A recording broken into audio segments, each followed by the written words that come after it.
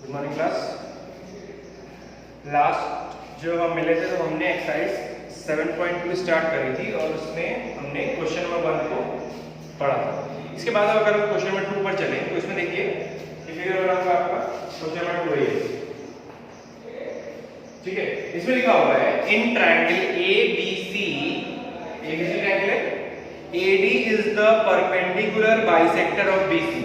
अब यहाँ पे एक टर्म आया है परपेंडिकुलर बाइसेक्टर, तो ये AD है, AD ये जो AD है ये BC का परपेंडिकुलर बाइसेक्टर है। परपेंडिकुलर बाइसेक्टर होता है क्या, देखिए दो वर्ड है परपेंडिकुलर और बाइसेक्टर।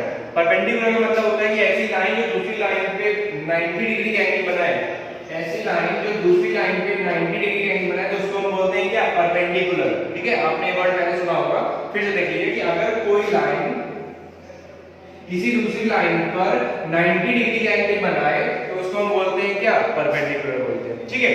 तो ये जो AD है, AD आपको दिख रहा होगा, AD जो है वो परपेंडिकुलर है, तो मतलब ये लाइन आपका 90 डिग्री का हो गया। उसके बाद बात आती है इसमें कि परपेंडिकुलर बाइसेक्टर भी है। अब बाइसेक्टर देखिए अभी तक आपने जितने क्वेश्चन पढ़े उसमें एंगल बाइसेक्टर आया, लेकिन केवल एंगल के बाइसेक्टर नहीं, लाइन के बाइसेक्टर होते हैं, लाइन सेगमेंट के बाइसेक्टर होते हैं। तो बाइसेक्टर मतलब होता है दो इक्वल पार्ट में डिवाइड करना, अब वो चाहे एंगल हो चाहे लाइन या लाइन सेगमेंट हो, ठीक है। देखिए एंगल का आपने पढ़ लिया पहले ही। अब यहाँ पे लाइन का है, ये BC जो है ये लाइन सेगमेंट है, ये देखिए BC जो है वो ट्रायंगल की लाइन है ना, ट्रायंगल की साइड है। तो ये AD है वो बाइसेक्टर, वो परपेंडिकुलर तो है ही, साथ में क्या है, इस BC का बाइसेक्टर भी है। बाइसेक्टर होने का मतलब है कि जो ये AD है, AD ये BC को दो इक्वल पार्ट में डिवाइड कर रहा है। इसका मतलब कि जो ये इतना पार्ट है यहाँ पे, ये जो BD होगा वो BC क्या हो जाएगा, इक्वल हो जाएगा, मतलब ये साइड आपकी इसके बराबर हो जाएगी, ठीक है।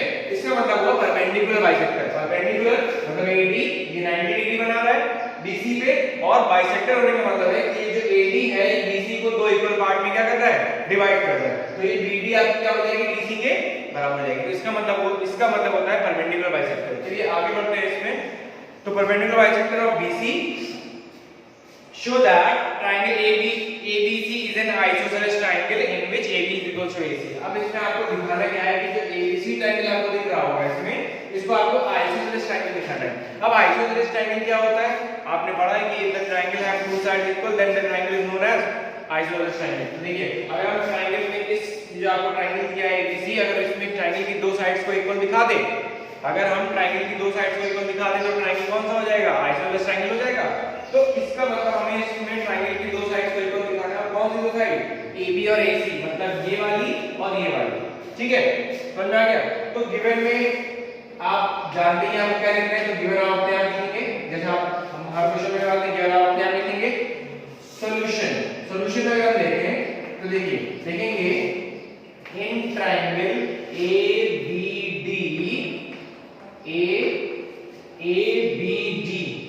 and triangle ACD in triangle ABD है ACD। देखिए इसमें आपकी जो ये वाली साइड है AD और AD, ये देखिए दोनों क्या है, कॉमन है, तो इक्वल होगी, तो आपकी क्या हो जाएगी AD बराबर AD, और ये क्या हो जाएगी, देखिए कॉमन दोनों ट्रायंगल में आ रही है। एक साइड जो AD है ये क्या आ रही है, दोनों ट्रायंगल में आ रही है, ठीक है।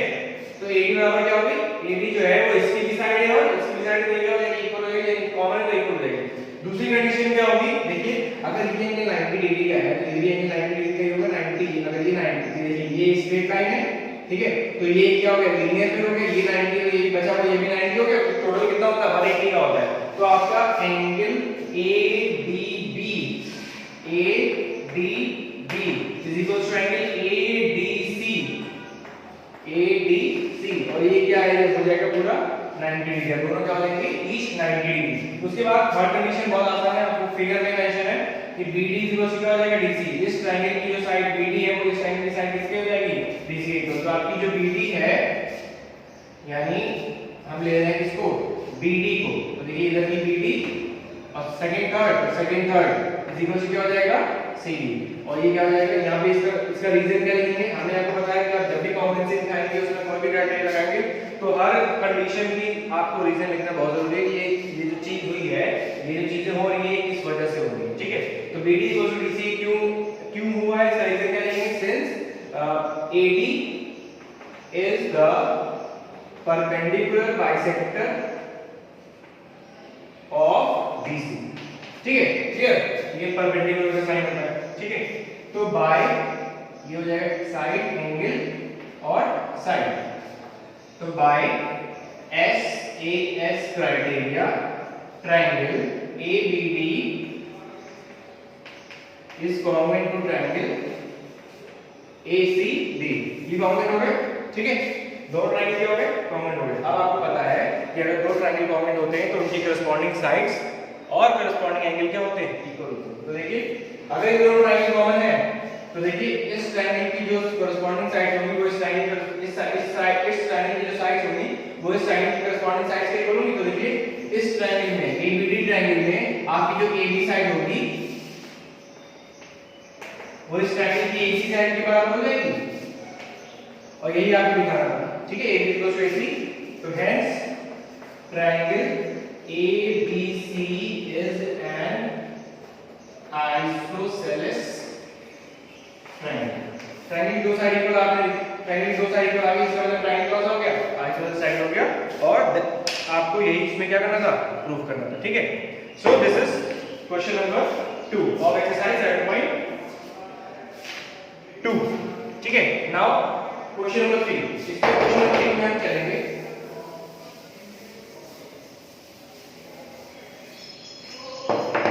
देखिए आसान है क्वेश्चन, क्योंकि आसान नहीं है, बस आपको जैसा हर बार हमने बताया कि आपको ज्योमेट्री जब आप पढ़ते हैं तो आपको फिगर रीडिंग बहुत अच्छे से आनी चाहिए। अगर आप फिगर रीडिंग कर ले जाते हैं तो आप क्वेश्चन को आसानी से कर लेंगे। अगर आपको फिगर रीडिंग, अगर आपको फिगर को देखना अच्छे से नहीं आता है तो आपके लिए मुश्किल हो जाएगी, लेकिन अगर आपको फिगर रीडिंग अच्छे से आती है तो आप आसानी से उस चीज को कर सकते हैं। ठीक है, ये फिगर आपको दिया हुआ है ABC और ये दो परपेंडिकुलर्स ड्रॉ किए हैं, ये आपका BE है और ये एक आपका क्या है, CF। ठीक है, ये 90 डिग्री फिगर आप देखिए, क्वेश्चन में फिगर दिया हुआ है, लिखा है ABC is an isosceles triangle. ABC जो है यहाँ पे ABC ट्रायंगल जो दिया हुआ है, बड़ा ट्रायंगल जो दिया हुआ है, आपको बड़ा ट्रायंगल लिखा है ABC, ये एक आइसोसेलेस ट्रायंगल है। और आइसोसेलेस ट्रायंगल में आपको पता होगा, हमने आपको पहले बताया कि आइसोसेलेस ट्रायंगल में दो साइड्स इक्वल होती हैं और उनके अपोजिट में जो एंगल होते हैं वो भी क्या होते हैं, इक्वल होते हैं। ठीक है, तो ABC is an isosceles triangle in which altitudes BE and CF are drawn to equal sides AC and AB respectively। मतलब कि ABC आपका एक आइसोसेलेस ट्रायंगल है जिसमें जो दो परपेंडिकुलर्स हैं, दो परपेंडिकुलर्स कौन से हैं, BE और CF। BE, ये BE हो गया, ठीक है, और ये हो गया क्या, CF। किस पे ड्रॉ किया गया है, जो BE है वो AC पे ड्रॉ किया गया है और जो CF है वो किस पे ड्रॉ किया गया है, AB पर। ठीक है, तो वही लिखा हुआ है कि in which altitude BE and CF are drawn to equal sides AC and AB। देखिए लिखा हुआ है इक्वल साइड्स AC में, तो आपको बता भी दिया गया कि यहाँ पे इक्वल साइड्स कौन सी हैं, AC और AB। Show that these altitudes are equal, तो आपको इन ऑल्टीट्यूड्स को इक्वल दिखाना है, मतलब आपको BE और CF को क्या करना है, इक्वल दिखाना है। आपको BE और CF को क्या करना है, इक्वल दिखाना है। तो देखिए आसान सा क्वेश्चन है, इसमें हम क्या करेंगे कि थोड़ी देर के लिए हम क्या करते हैं कि ये वाला ट्रायंगल है, ये जो ऊपर वाला पोर्शन है इसको हटा देते हैं। ठीक है, तो देखिए हम इसको हटा देते हैं। ठीक है, अब आपको दो ट्रायंगल दिख रहे होंगे। ठीक, आपको दो ट्रायंगल दिख रहे होंगे, कौन सा, एक ये ट्रायंगल दिख रहा है, ये वाला ट्रायंगल और एक ये वाला ट्रायंगल। ठीक, समझ आ रहा है, एक है BFC, तो गिवन आप लिख लीजिएगा। ठीक है, गिवन आप लिख लीजिए, सॉल्यूशन हम लिख रहे हैं या प्रूविंग हम लिख रहे हैं, in triangle BFC and triangle, अब देखिए यहां पे स्टार्ट किया BFC से, तो इधर हो जाएगा CEB से। ठीक है, BFC and CEB in triangle BFC and triangle CEB। इन दोनों ट्रायंगल में देखिए क्या होगा। देखिए हमने आपको बताया एक चीज आपको गिवन थी क्वेश्चन में कि ये ट्रायंगल मान लीजिए कि आइसोसेलेस जो बड़ा ट्रायंगल है एबीसी, ये ट्रायंगल वही है, ठीक है। ये हो जाएगा आपका ए, ये हो जाएगा आपका बी, हो जाएगा आपका सी, और इसमें इक्वल साइड्स कौन सी है, एसी और एबी, मतलब ये और ये। तो आपको बताया था कि अगर ट्रायंगल में दो साइड्स इक्वल है तो उनके अपोजिट में जो एंगल होते हैं वो भी क्या होते हैं, इक्वल होते हैं। तो ये एंगल आपका क्या हो जाएगा, इसके बराबर हो जाएगा। तो देखिए उसी तरीके से जो आपका ये वाला एंगल होगा तो इस वाले एंगल में क्या हो जाएगा, इक्वल हो जाएगा, ठीक। आप इन दोनों को अलग अलग, इन दोनों ट्रायंगल को आप अलग अलग इमेजिन करिए, BFC को और CEB को अलग अलग इमेजिन करिएगा, ठीक है। तो देखिए ये वाला जो एंगल है, ये वाला वो इस वाले एंगल क्या है, इक्वल दिया हुआ है, क्यों, तो ये ट्रायंगल क्या है, आइसोसेलेस ट्रायंगल है, ठीक है। तो in triangle BFC and CEB, देखिए अब यहां पे स्टार्ट कैसे करेंगे, जो ये वाला एंगल है वो ये वाला एंगल के बराबर है, क्यों, 90 डिग्री है। तो एंगल BFC बराबर एंगल CEB, ये किसके बराबर हो जाएगा, 90 डिग्री के। आपको दिया हुआ है कि ऑल्टीट्यूड से ऑल्टीट्यूड क्या होते हैं, परपेंडिकुलर, परपेंडिकुलर कौन सा एंगल बनाता है, 90 डिग्री का। तो एंगल BFC इक्वल हो जाएगा एंगल CEB और इक्वल हो जाएगा 90 डिग्री। अब देखिए ये फिर इस ट्रायंगल पे आ जाएगी, इस ट्रायंगल पे आ जाएगी BFC ट्रायंगल, जो ये वाला एंगल है एंगल B, जो एंगल B है आप एंगल B लिख सकते हैं, एंगल B जो है किसके बराबर है, इस वाले ट्रायंगल के, ये वाला ट्रायंगल है ये वाला, इसके एंगल C के बराबर है, ये हो जाएगा एंगल C। और ये क्यों होगा बराबर, इसमें क्या कंडीशन लिखेंगे, सिंस ट्रायंगल इज आइसोसेलेस